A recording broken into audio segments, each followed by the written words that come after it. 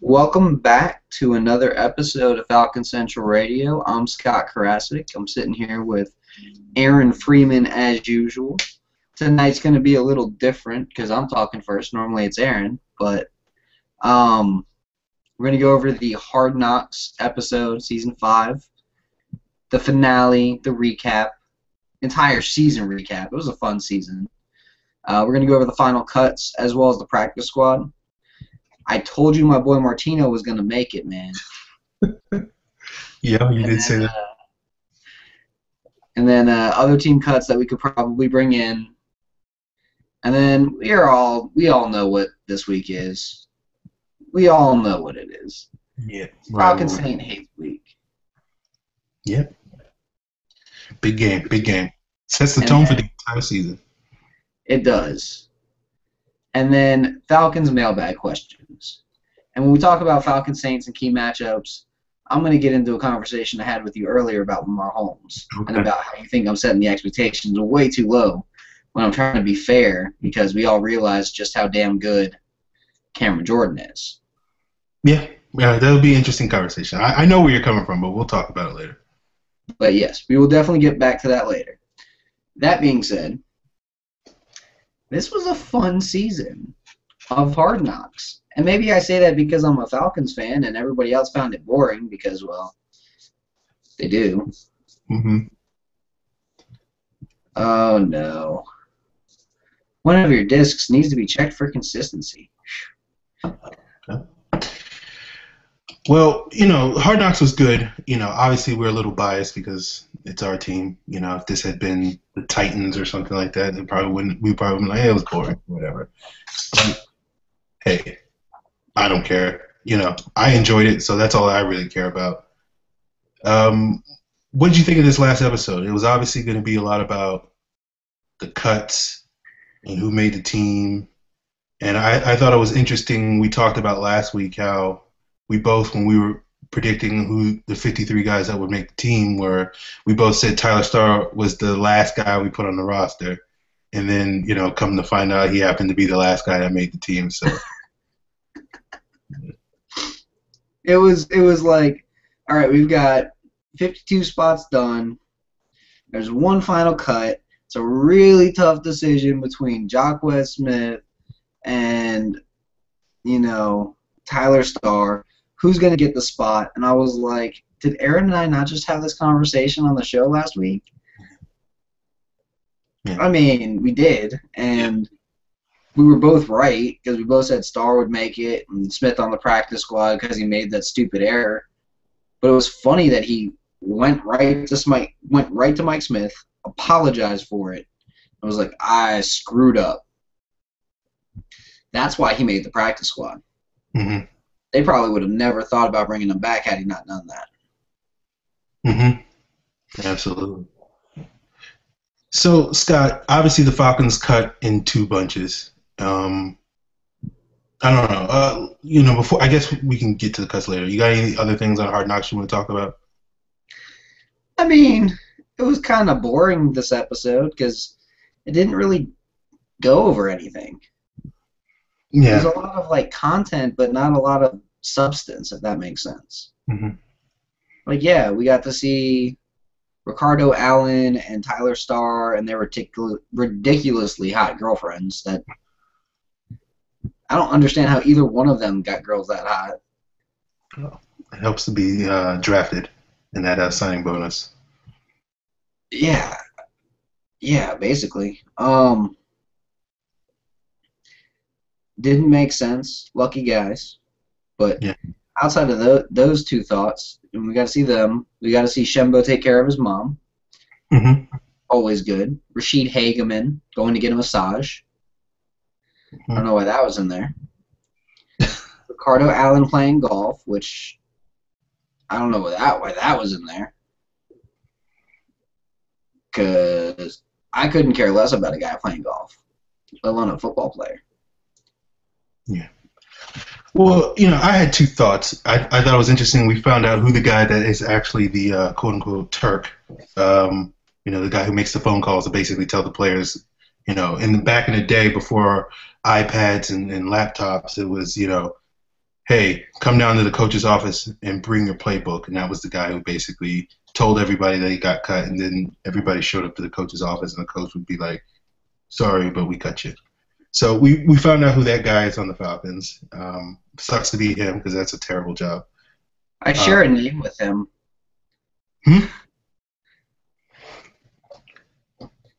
I also thought it was interesting that it sounded like, at least with Geraldo Bovine getting an injury settlement, that it sounds like once, basically when around the same time that Drew Davis is supposed to come back from the PUP, we might be seeing Bovine on the practice squad, and maybe he replaces your boy Freddie Martino, and then we'll see what happens. I hate to say it this way, but I would much rather see Geraldo Bovine on the practice squad than Freddie Martino, and I really like Geraldo Bovine. Mm-hmm. Now, say Davis ends up being out for the season because his injury is a little bit more serious than anyone thinks, which it does happen. So he gets thrown to the injured reserve, which no one wants to see this, but let's just say it happens. Okay. At that point, do you still cut Roby and bring in Bovine? Do you bump up Reedy? Do you bump up Martino? Or do you go out of the way and get someone else? I don't know. I think it's going to be interesting to see sort of, I think with both, we know there's 4 wide receivers that are locks on the team. They're not getting cut. Julio, Roddy, Harry Douglas, and Devin Hester. But whether the Falcons keep 1 or 2 other guys for those back-end spots, will kind of depend on how things go these first couple of weeks. Like, we know Eric Weems is a proven special teams player because he did that for, 3-4 years in Atlanta before going to the Bears, and then now he's back. Courtney Roby was a special teams captain for the Saints for a couple of years. Hasn't really quite played up to that sort of reputation this summer. But basically, my assumption is the Falcons are basically giving both Weems and Roby a 6-week trial. If they play well, then they keep their job, and maybe Drew Davis, I don't know what happens with Drew Davis. Maybe they cut him with an injury settlement, or maybe they put him on IR, or maybe, I don't know. They shuffle things around, but it seems like with Davis on the PUP list and Boldivine's injury settlement basically meaning the Falcons can't re-sign him for 6 weeks, it seems like basically Weems and Roby, while they've made the team at this point, haven't really solidified a hold on the roster spot, because you could see either one of those two, and as you mentioned, Reedy and maybe even Martino, possibly filling basically who the guys who will be the last 2 spots on the roster at the end of the season may not be the guys who currently have it.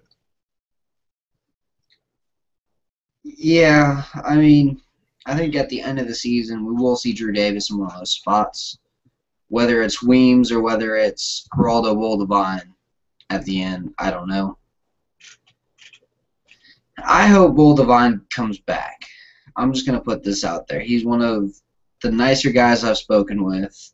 When I was in Charleston for the Medal of Honor Bowl, I sat with him, and I sat with Jeremy Butler for a minute. I spoke with Butler and Boldivine's coach when they were in Charleston. He was like, Boldivine's just a worker. That's all he is, and there's nothing wrong with that. He's just a guy who comes in every day and just, you know what you're getting out of him. He's a guy who's going to bust his ass, and he basically told me, because this is a guy I wants to sit with, he's like, this is a guy that we would have wanted as a knob, because he did everything I told him to, exactly how I told him to do it. It was that easy. Okay. Well, we talked a little bit about the cuts, but you want to jump into talking about all of the cuts? Yeah, let's go through them. All right. So, Pat Anger getting cut, hate to say it, it wasn't too much of a shock. Yeah. I thought Anger outplayed Dobbins. They were basically competing for one spot, and I think Anger was a better player, but given his injury history and whatever else, I can understand why the Falcons cut him. And given what happened in the end, yeah, it makes even more sense. Yeah.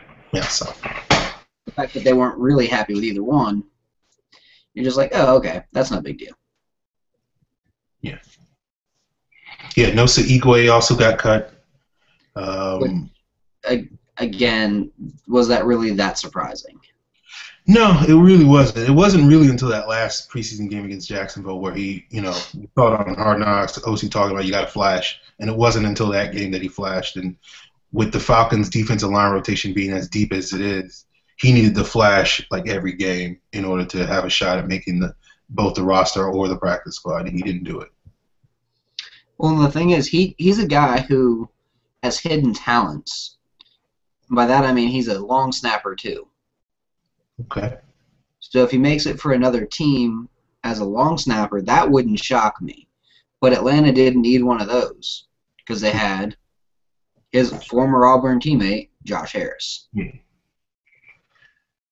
Maurice Higgins got cut. And again, we're going through the first round of cuts, and I don't think anybody other than maybe, Yalwyn Smallwood among that group that got cut really was a surprise. Would you agree, Scott? Yeah, Yalwyn Smallwood was a surprise, and then I would have to say that Josh Vaughn getting cut with that first round was a surprise, other than the fact that they were cutting 12 guys, and these were the guys that was like, we're not keeping more than 4 running backs. Okay, cut Vaughn kind of thing. Although yeah. I'm kind of not shocked that my boy Jerome Smith made it to the practice squad. You did predict that last week, so yeah. And you were like, why would they pull somebody from the first cut? I didn't say that. I knew they were going to keep a running back. I basically assumed it would be one of the second cut guys, and I picked Higgins. But I didn't say, oh, why would they pull? Putting words in my mouth.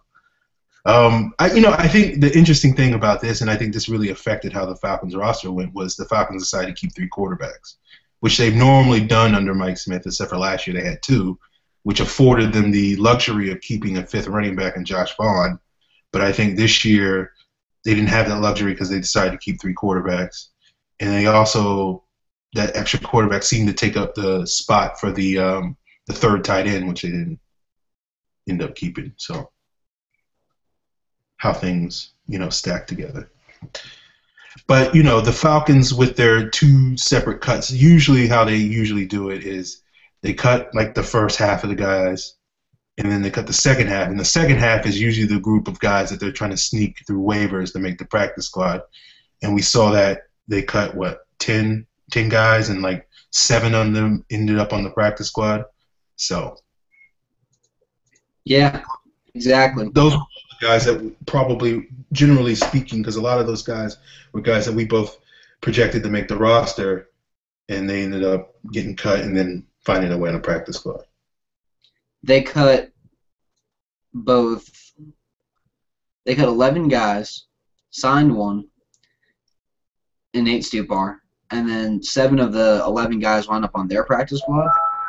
There were a couple guys that wound up on other teams' practice squads, though. Mm-hmm. The first of which was our boy Kamario McFadden. Okay. He's down in Tampa Bay, which I'm sure no one saw that. Mm-hmm. And then the other one, I believe, was Nosa Igwe, who wound up in – where did Nosa end up?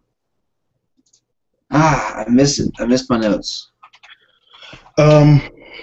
I don't, he wasn't in this round of cuts, but Jeff Matthews, I think, ended up with the Titans on their practice. That's who it was. Jeff Matthews is on the Titans. And Mickey Schuler got claimed by the Jaguars, so we basically traded Nate Stupar for Mickey Schuler. Oh, look, Pete Hageman favorited the tweet that I said, getting a massage is a smart thing to do. I'd make it a weekly thing if I played football. Shoot. I think with the Stupar-Schuler trade, I think we got the better end of that deal. I think Stupar is a better player than Schuler. I think 6 in one, half dozen in the other. Special teams guy or a guy who can block. Well, I think Stupar could be a little bit more than special teams. I think Schuler is a career number 3 tight end. He's been in the league for 6 years, and he's never been more than a number 3 tight end. So, Stupar is only in the 2nd year. or third year maybe. Yeah. And he's been a pretty good special teams guy, and I think he has the skills to be a little bit, I'm not going to sit here and say he's going to be, Navarro Bowman or anything, but I think he could be a good backup middle linebacker. Chase Blackburn type of dude. Yeah, but is that a type of dude that you absolutely need to have on your team? I'm not gonna. Yeah, he's not essential personnel, but if between him and Mickey Schuler, I'd rather have Stupar. He has some upside. Schuler's, been in the league 6 years, and yeah, just a guy. I know he had a pretty good summer, but he's just a guy. Exactly. All right, let's talk a little bit about this practice squad. Anything jump out to you? I mean, you got Ricardo Allen, who I've been saying for the past couple months reminds me a lot of Brent Grimes, and just like Grimes is starting on the practice squad. And then Sean Baker, who reminds me a lot of a guy who played at Georgia Tech and then played for the Saints later on, Chris Reese. I think long term he might end up as a linebacker. Okay. Harlan Gunn kind of shocks me. I thought he was going to make the roster over James Stone. I don't see what they see in James Stone at all. As in, I see a guy who should have been cut back at first cuts, not made it all the way through to the 53-man roster. But that's probably just me. Taron Jones, he's right where he needs to be. Freddie Martino, he's a long-term project. If he's got any chance to make it, I think it's as a practice squad player, as a 53rd man on a roster, and special teams guy, as a fourth receiver, then as a second receiver. And I don't think he'll ever be higher than a second receiver. But I think that's going to be his career projection at best. Mm-hmm. Kyle Miller, Bear Pasco Jr. Yeah. That's my thoughts there. That's his best case scenario. He's going to latch on as a blocking tight end. Bernard Reedy, we all love Reedy. Fast guy. I'm surprised he made it through to the practice squad. I thought another team was going to pick him up on waivers, but I'm glad he did. I'm glad he made it through. I think after about 6 weeks, the first injury that happens to the wide receiver core, I think Reedy gets pulled up right away. I don't think they chance someone else taking him. Mm-hmm. And then Travian Robertson, I think, is definitely sticking on the practice squad until that first injury to the defensive line. And Jacquez Smith, I mean, I don't really think he's great, but I think practice squad is probably the best place for him. And Jerome Smith, I think, has a Jason Snelling projection in his career, which, again, practice squad for a season, that final running back that makes the roster for a couple of years, sometimes gets some carries, has people going, man, we probably should have given him some more carries his entire career. And, that's what I think is going to happen with him. Yeah, agree pretty much on all those points. The one guy I look at the list and I'm a little worried about it is Robertson, just because, I thought he was one of the better defensive linemen we saw in this preseason. I know Pro Football Focus graded him pretty well. And he's got experience, and he's one of those guys I think, like Reedy, you could easily see another team sign him.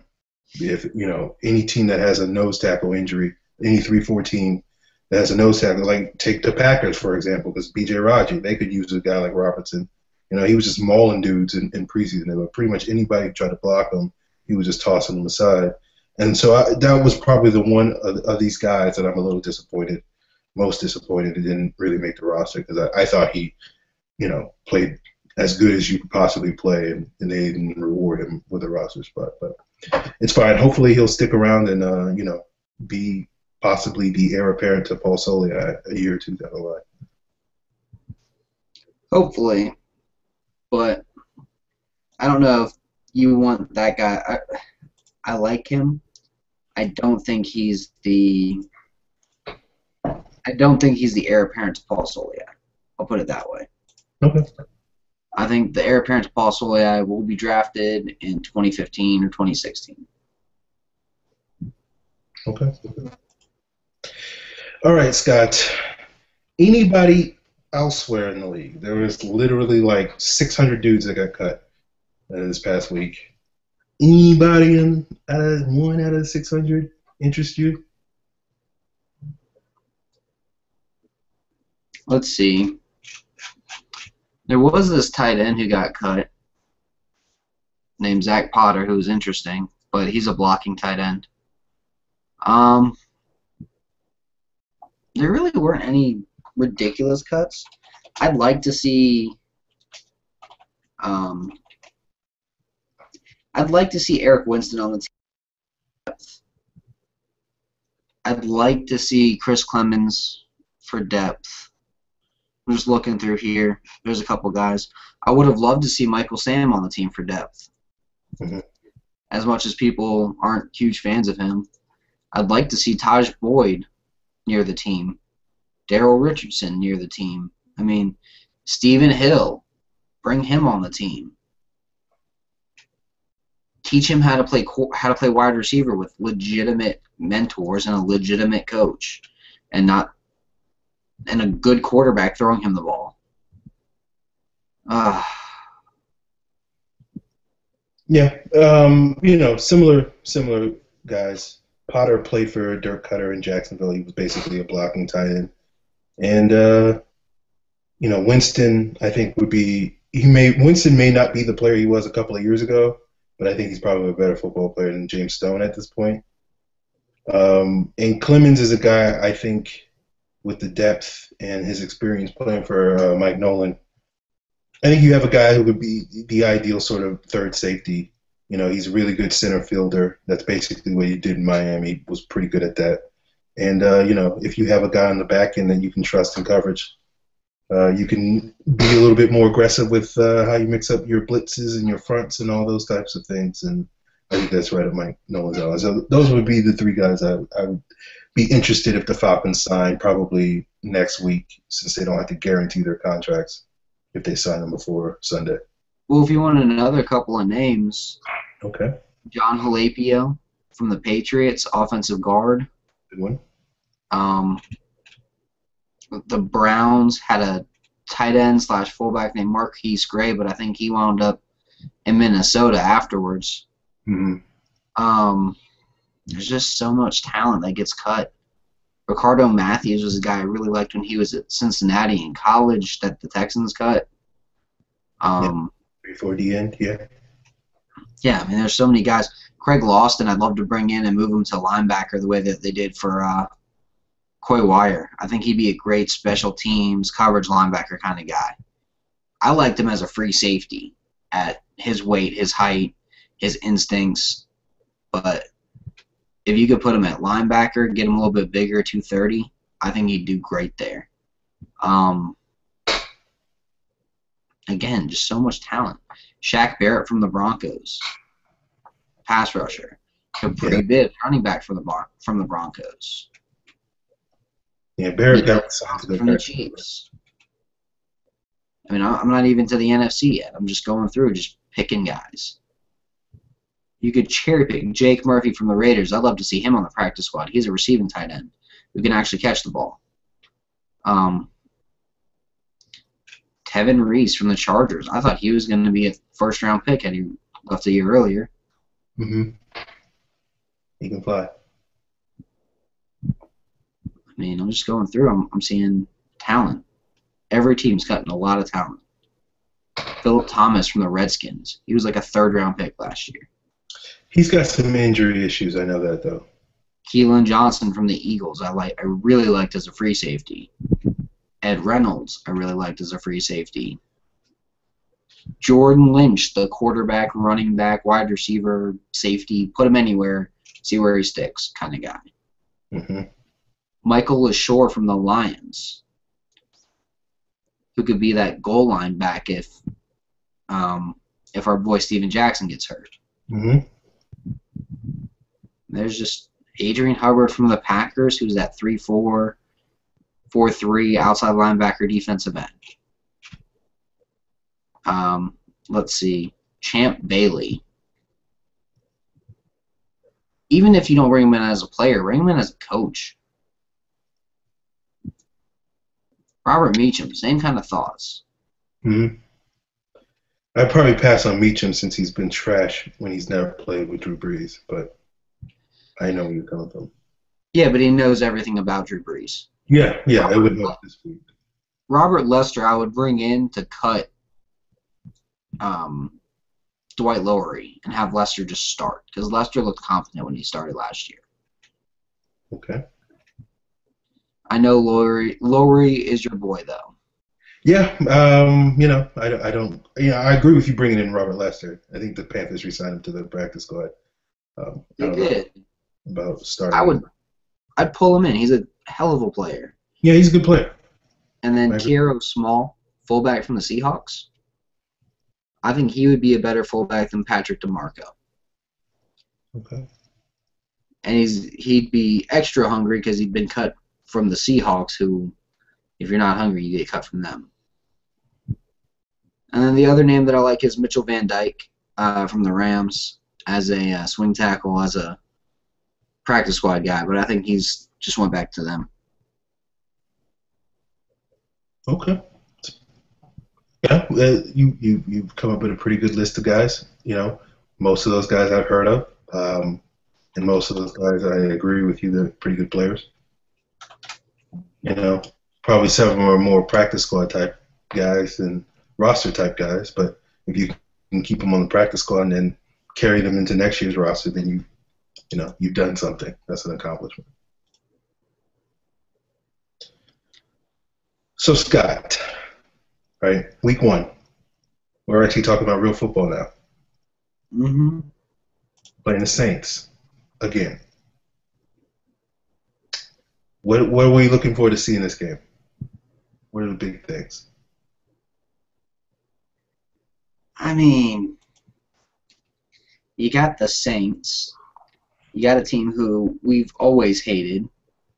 We will always hate. They're the little brother who thinks they're the big brother. I mean, it is what it is. Mm-hmm. But just like me and my little brother, we're 14 months apart. Same here with my big brother. We're 14 months apart. So you understand. I do. You're always trying to one-up each other. And then the minute that you somehow get it, you start pissing each other off for no reason. But no, I think that it's two evenly matched teams, two very good teams. And I think with the Saints, you've got a couple problems, specifically with their defense and the Falcons' offensive line. I'm not as worried about the interior offensive line this year because, I mean, let's be honest here. Blaylock, Hawley, and Asamoah are the best 3 interior offensive linemen the Falcons have had since that 2010 grouping of Blaylock, McClure, and Dahl. Mm-hmm. I mean, that group is pretty much built in the exact same mold because Blaylock is Blaylock, Asamoah is Dahl, and Hawley is McClure with less mileage on the tires. Mm-hmm. But everything else is about the same, even outside of point in the career for Blaylock. Mm-hmm. And then Jake Matthews is worlds better than Sam Baker ever was. Especially in 2010, I can tell you that much. Baker was terrible that year. Baker has always been garbage as a pass blocker. Yeah. You know? Yeah. I wasn't going to go there, but yeah, it's true. No, he was garbage. Yeah, you're right. I don't disagree. If you go from one of the... Ooh, sorry, I'm just getting pissed off thinking about it. But if you go year by year on Pro Football Focus, and you look at just sacks allowed, hits allowed, hurries allowed, he's near the top, not the good top, the bad top, in most sacks, most hits, most hurries from 2008 to now. And he's only played in half the games. So he's not only injured, he's awful. Not a fan of his in any way, and never will be. Let's At least not as a football player. As a man, he's apparently a great guy, but as a football player, get him off of the Falcons. I don't cheer injury, but sometimes an injury comes with a silver lining, and I'll consider this injury to have the silver lining. It's fair. Yeah, they shouldn't have paid him all the money, and basically this injury gets them out of that bad contract. But let's talk about the other tackle. Let's talk about Mahomes. I think this is a guy that won't make you as frustrated as Baker has. We had an earlier discussion today about Lamar Holmes and his readiness to face Cameron Jordan, which he will see a lot of Cameron Jordan on Sunday. We saw a lot of him last year, and it did not go very well for Lamar Holmes. And, you know, we've talked about Lamar Holmes on this show before, and leading up to the Titans game 2 weeks ago, we were talking about, is Lamar Holmes going to be ready? Then he played lights out against the Titans. Probably the best game we've ever seen him play football in the Falcons uniform. Not probably, definitely the best game he's ever played. By far the best game he's ever played. With John Asamoah inside. I'm just saying. Yeah, you're right. And then, you know, the following week he doesn't have Asamoah. And he plays, you know, at least from my opinion, pretty terrible. He's letting third-string Jaguars players, you know, blow him off the ball. And if you're letting blowing him off the ball, but I hate to say it this way, and I'm going to use some visual aids real quick. Okay. Say this fat little remote is Holmes, and say this, I don't know, this pen Okay. is a Jaguars defensive end. They're blowing him off the ball, but he's still maintaining the width of the pocket, and he's still pushing them behind. So he's got his man controlled. They're just blowing him off the ball. I mean, they're overrunning the play, and he's keeping them outside of the pocket. Is he really doing anything bad there? I would say he was doing that against the Titans. I think against the Jaguars, guys like Chris Smith were getting effective pressure on the quarterback, making the quarterback have to climb the pocket, and it was affecting the play a lot more than him just basically riding the guy outside the pocket. But the point I was trying to make is, after a week of really being real confident about Lamar Holmes, my confidence has been a little shaken. And obviously, he's going to face a player in Cameron Jordan, who's probably top 3, top 4, top 5, 3-4 defensive end, pass rushing defensive end in the league.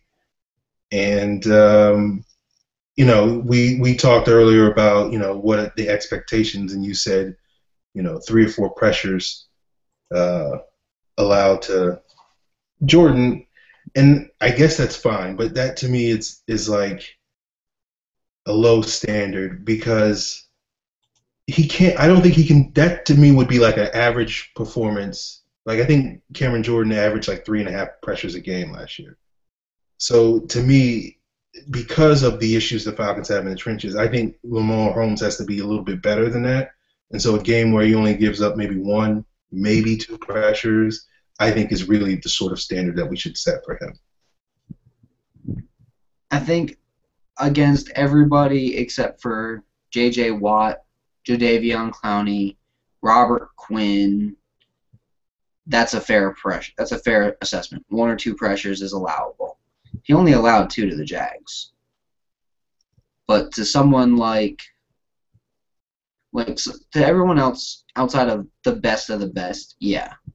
But when you're facing, again, Robert Quinn or Jadeveon Clowney or J.J. Watt or, I don't know, Cameron Jordan, who is the second best 3-4 defensive end in the league. No questions asked. He is the second best. When you're facing those guys, yeah, if you allow 3, you can be like, okay, well, he allowed 3 pressures, but he didn't let Matt get hit, so we're good to go. I think that's fair. I mean, I'll take what I can get. It's better than the 8 he gave up last year. So I mean, 3 is better than 8. I mean, it'd be a ridiculous upgrade, and I realize we need to be expecting more from these guys, but how good has he really looked against the Saints in his career?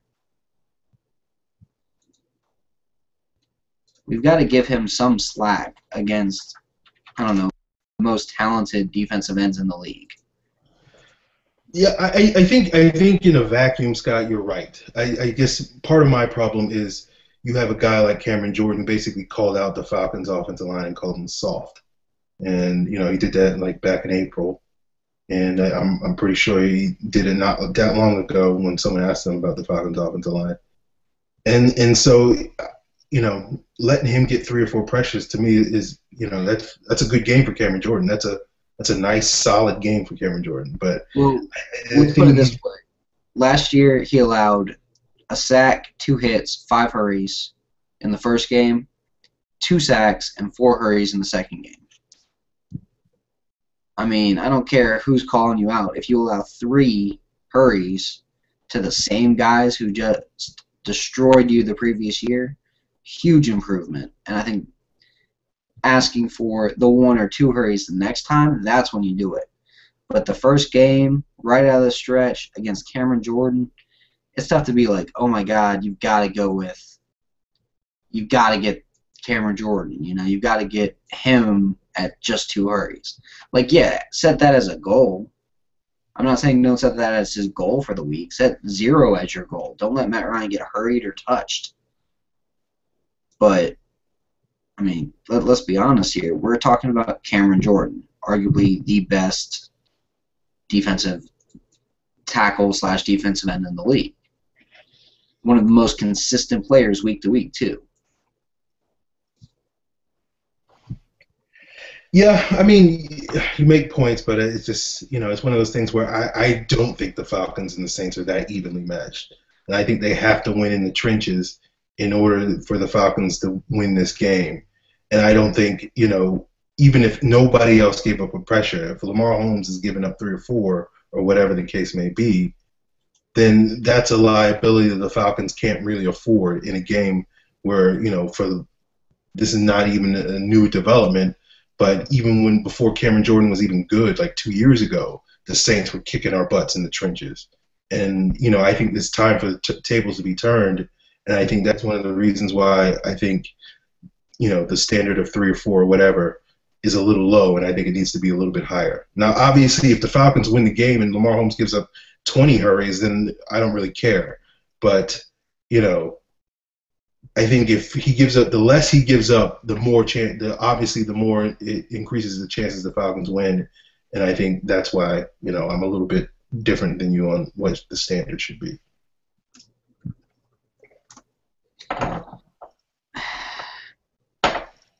All right, let's get to a different matchup because Okay, we can go at this all that. Yeah, that's just frustrating.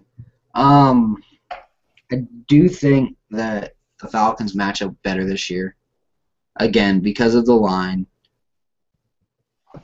But the big thing that I'm seeing with this year's Falcons that we didn't see with last year's Falcons is the toughness. Is a team that wants to, how do I put this? They want to go after, they want to knock people on their ass every play. They want to run the ball, stop the run, get after the quarterback, and just destroy some people. Mm-hmm. Yeah. We'll see it. The Falcons, there's no game that this team should be any more motivated for than this game. Biggest rival, first game of the year. Team that's, they're 3-7, 3-9 against over the last 6 years. They're at home. We'll have a home crowd. It's one of those things where it's like, if you can't get up for this game, then there ain't no game you can get up for. So, I expect the Falcons to be aggressive early. I want to see them attack that Saints secondary. The Saints cut Champ Bailey. He wasn't working out, but it's not like the other corners they kept were any good. Patrick Robinson will be locked up against Julio Jones for a lot of the game. Corey White will be covering whoever's in the slot, whether that's Harry Douglas or Roddy White. And I just, I want to see them go after those guys and, Jarris Byrd and Kenny Vaccaro are pretty good safeties, but we don't have Tony Gonzalez to sort of distract them from covering the wide receivers. So it'll be an interesting game plan to see how the Falcons start the game, because I think the tone will be set in that first quarter, where if the Falcons are aggressive with their offense, if they're physical and they're tough and win the battle in the trenches, then things will start to unfold as the game goes in their favor. But if they get behind the 8 ball early and we see the Saints just march down the field and score and they stall their drives, it's not going to be a good day for the Falcons. So hopefully it's flipped. Hopefully the Saints just get destroyed on the first drive. Then they have to worry about the Falcons, coming back. Or they have to worry about scoring. And then, I don't know, Paul Warlow gets a strip sack, and it's picked up by William Moore or something like that. Brings it back to the 10. Devontae Freeman gets a 10-yard run for the touchdown.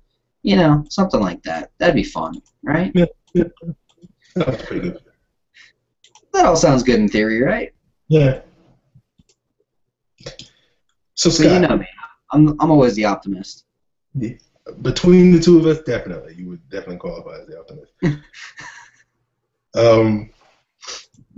One of the things I've noticed over the few times the Falcons have beaten the Saints over the last couple of years, they've usually done a good job of getting pressure on Drew Brees.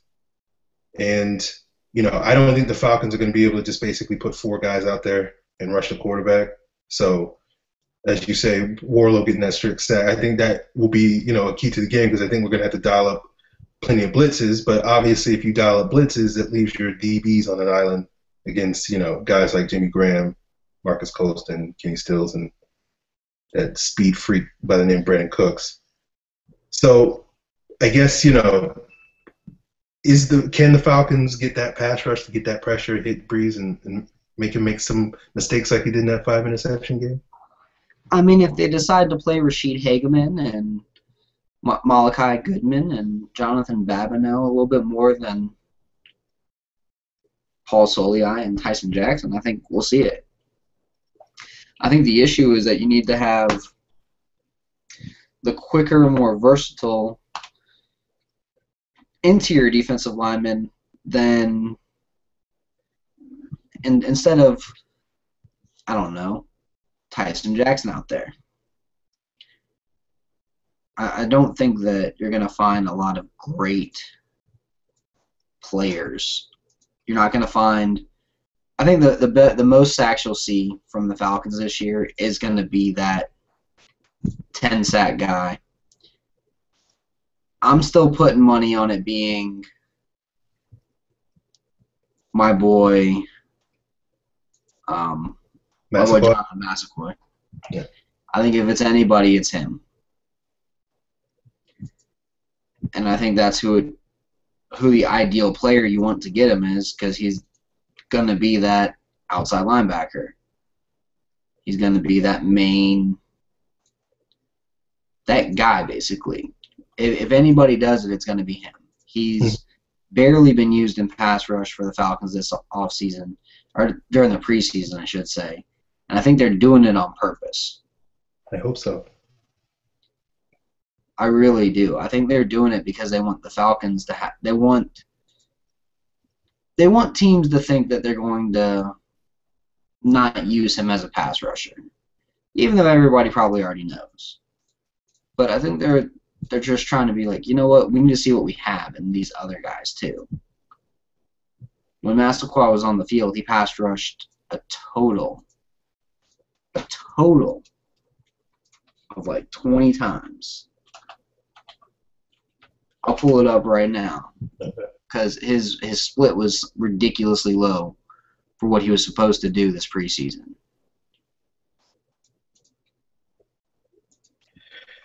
Yeah, it was one of those things where I'm watching the games and I'm like, why is Corey Bierman in the game?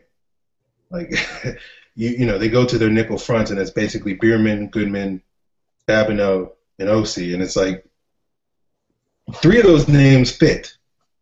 Out of 85 snaps, he pass rushed 35 times. And out of 35 pass rushes, he had 1 sack, 3 hits, and 2 hurries. Sounds pretty good, right? Yeah. 35 divided by 6. That's 1 hit, hurry, or sack every 6 snaps. You got to think, out of 35 pass rushes, if he's getting a sack every time, and he's going to pass rush the quarterback 450 times this year, that'll be about 12 sacks. Yeah. It's possible. He gets the playing time. No. I have a hard time finding him not getting the playing time, not getting the chance. He's the best run defender the Falcons have on the edge. Okay. Outside, as an edge player, he's better than Bierman there. There's no question. Yeah, I would have argued with you about that, in previous years, but I don't think Bierman has it back. I don't think he's back yet. So, and I don't know. And there's really not that. Like, I'm not as worried about Bierman because I think Bierman's near the end of his career anyway. Mm-hmm. I realize that sounds horrible to some people, but I mean, he was drafted in 2008. You're not expecting this guy to always be this instant starter, are you? This is his last year of his contract, so, I think it's his last year in general with the Falcons. I would think that's a pretty safe bet. I mean, there's only so much you can do with one team before they kind of just give up. And I think this might be about the time that they finally give up. Hopefully. Yeah. I agree with you. I like Corey Bierman. I do. I really do. But, he's 29, something like that. He looks like he's like 34, and like my feelings aside from that, it's, proof's in the pudding. And I agree with you about Massaquoi playing. It's a little alarming to me how little he played in the preseason, but I hope you're right. And, on Sunday we see him getting like 30, 40 snaps or whatever the case may be. As many snaps as he wants, basically, because he's our best pass rusher, and you certainly are going to have to rush the passer against the Saints. So, Scott, let's get in these mailbag questions. We got 6, and some of the usual suspects have sent us mailbag questions. Our good friend Jesse Lala Mendra. I don't know if that's how you say his name, but that's how I'm going to say it. He says, "What's your best and worst case scenarios for the Falcons this season?" I'm assuming he's talking about win-loss record. Yeah, I'm going to guess that too. Best case scenario, Falcons win the Super Bowl. Okay. 13-3, win the Super Bowl. Okay. You'll never find me say that. You'll never find a year where I don't say that. Are you going to say worst case scenario? Because you can go to the other opposite end of the spectrum if you want to. Well, no, I'm not. I think worst case scenario, Falcons get injured quite a bit and end up 7-9. I think they're a much deeper team this year than they ever have been. When Roddy said this is the deepest, most talented team I've ever seen, I've ever been on, the only other time I've heard him say that was 2010. So that's a huge compliment. He's not one of those guys that'll drop that every year. I wish I was as optimistic as you, Scott, about this season. I really think this is a transition year for the Falcons. I think best case scenario is probably 10-6, and maybe second round of the playoffs. Maybe if they get hot, I guess they can make a Super Bowl run. But I say worst case. I guess the absolute worst case scenario, Matt Ryan gets injured first snap of the game, and basically don't play with him the rest of the season. Probably 2-14 with T.J. Yates starting 16 games. But if we're talking worst case with assuming no super catastrophic injury issues, I'd probably say 6-10.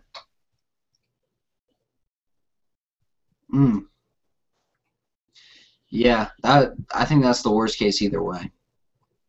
I just think it's a better team. Okay.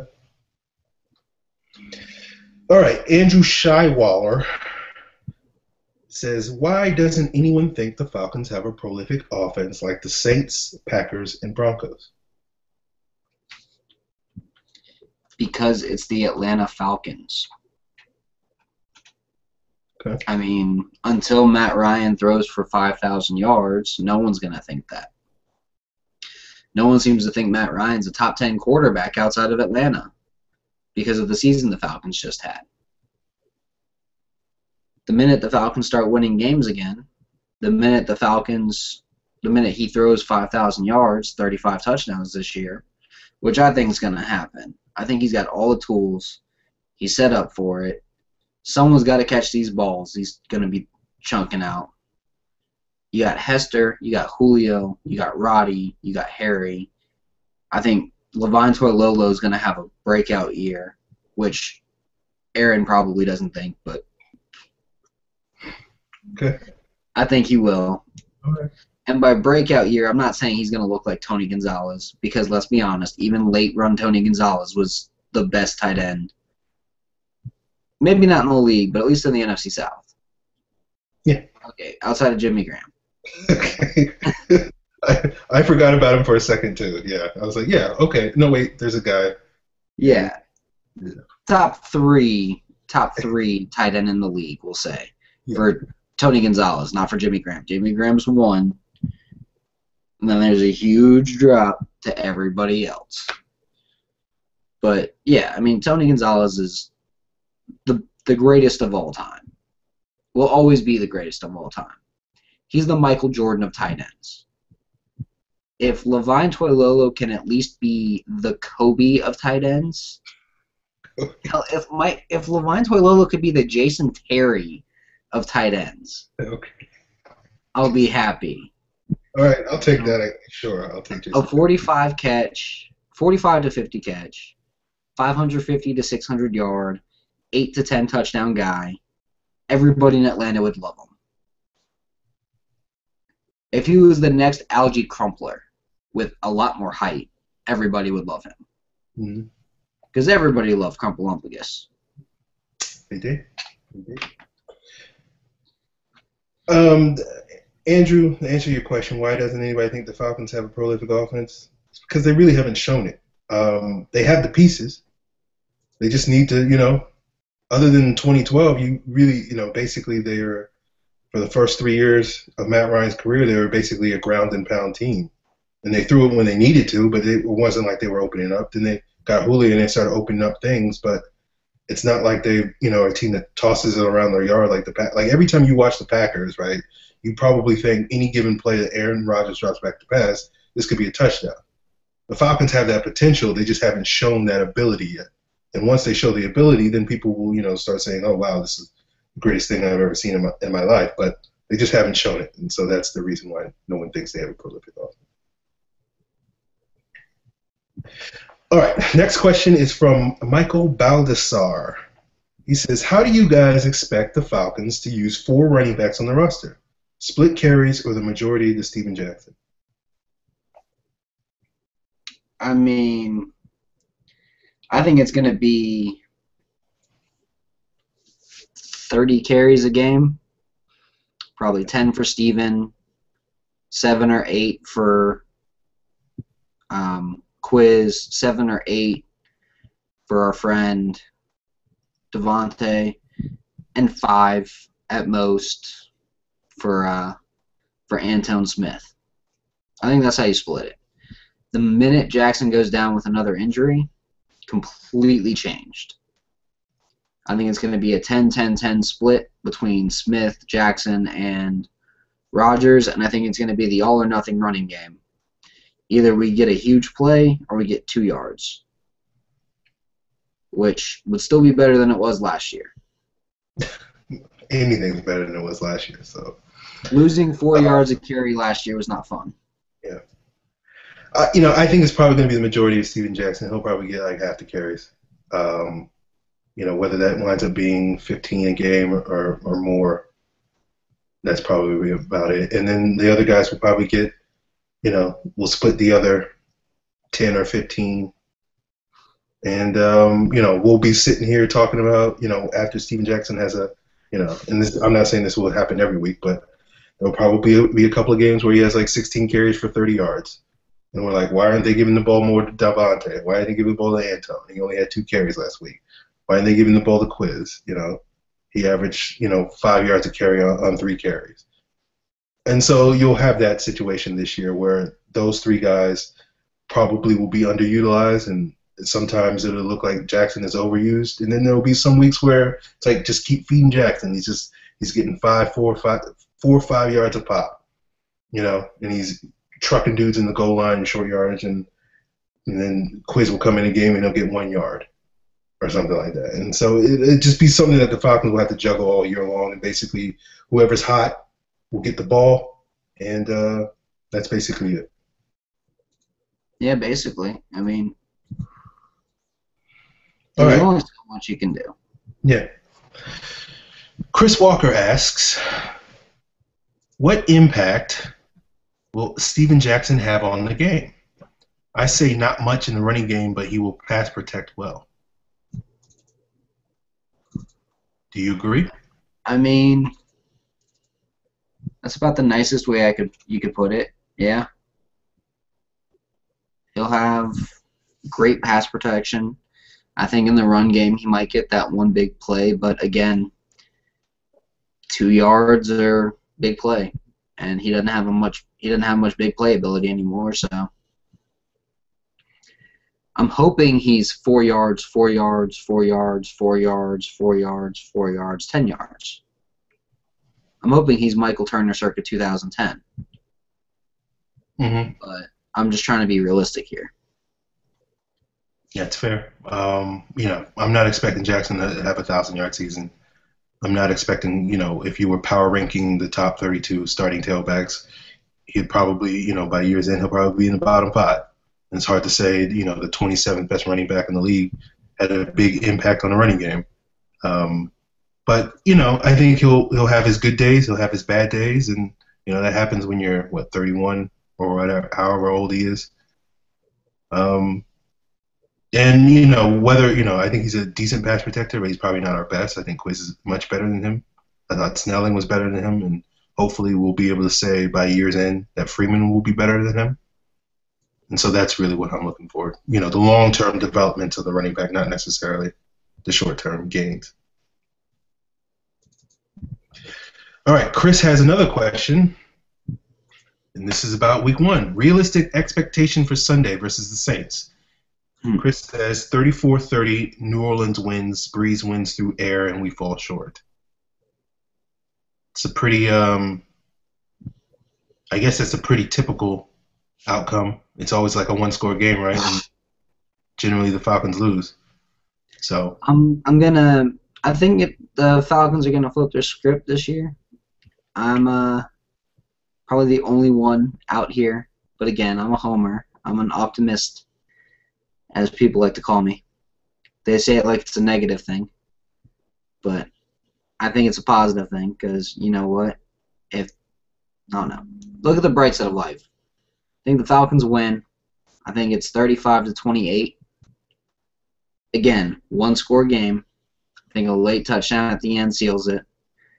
I think if anybody does it, it's going to be a Roddy White 8 to 10 yard pass in the red zone. The pass that Atlanta couldn't catch last year, basically, that Steven Jackson dropped. I think that's the pass that Roddy White catches this year for the touchdown to win the game right at the end. Okay. That's pretty fair. I probably wouldn't, gun to my head, pick the Falcons to win this game, but I do think they have a shot at winning it. I think they have a realistic shot at winning it. If they did win the game, it'd probably be on a last-second Matt Bryant field goal. So, realistic Falcons win probably like 31-30 Falcons. But, if you're going to make my official prediction for the game, I'd probably say 30-24 Saints. Falcons get close, but fall short. It'll be a lot like the Patriots game last year, minus the blowout in the third quarter. But basically the Falcons come back and had that one last play, and then like last year they can't pull it off if they lose. All right, Sporting ATL asks, if Toilolo struggles through the first, say, 4 games, do we use cap space to sign a free agent tight end? And he gives the example of Jermichael Finley. I mean, I'd kind of hope that you wouldn't sign Jermichael just for injury reasons, but it's possible. I like the idea of signing Jermichael Finley and cutting Bear Pasco and moving to just to spread him out, beat him up offense like that, but I don't think it's likely. I don't think the Falcons sign anybody at tight end unless Bear Pasco goes down. That's the only way I think they sign somebody. Or unless Toilolo goes down, that's the only way I think they sign somebody. Yeah, I would agree with you. I think injury is probably going to be the one thing that would probably prompt them to make a move. As for Finley, I don't think anybody's going to sign Finley this year unless they get really desperate because he's got a neck injury. We've talked about this about Zeke Mata. You don't want to have a guy, especially a tight end, who plays a lot more physical position than, say, a wide receiver because he has to block. You don't want a guy who's basically one hit from, possibly having a life-threatening issue. And so I don't think any team's going to sign him. I don't think the Falcons would. Maybe there's some tight end out there mid-season. I can't think of anybody, but they might sign. But I don't think it's going to be Finley. So, all right. Last question. Our good friend Smorgasborg9 asks, Hard Knocks seem to indicate that the Falcons still have Amsterdam's right for 6 weeks. Is that how it works? Would you like to explain this, Scott, or would you like to? All right. So it kind of sounds like that, but that's not exactly how it works. An injury settlement, the way the Falcons did it, it sounds like it was an instantaneous release. They gave him a lump sum. Because he was injured, you can't legally cut a guy when he's injured. You have to put him on an injured reserve or a PUP list or some sort of list until he gets healthy, then you can cut him. That's the legal way, unless you come to an injury settlement, according to the collective bargaining agreement. Yes. After the injury settlement is over, you get 6 weeks. So what it sounded like to me was it was an instantaneous release, and then from that day, the Falcons have 6 weeks to bring Amsterdam back, or 6 weeks before they can bring Amsterdam back. 6 weeks is a long time. In 6 weeks, you could see Freddie Martino or, say, a practice squad guy get injured. You could see Weems or Roby just look awful, and you want to bring Amsterdam in that way, or Reedy in and open up that spot for Amsterdam. You could see Davis get 100% healthy. You could see Davis get injured again.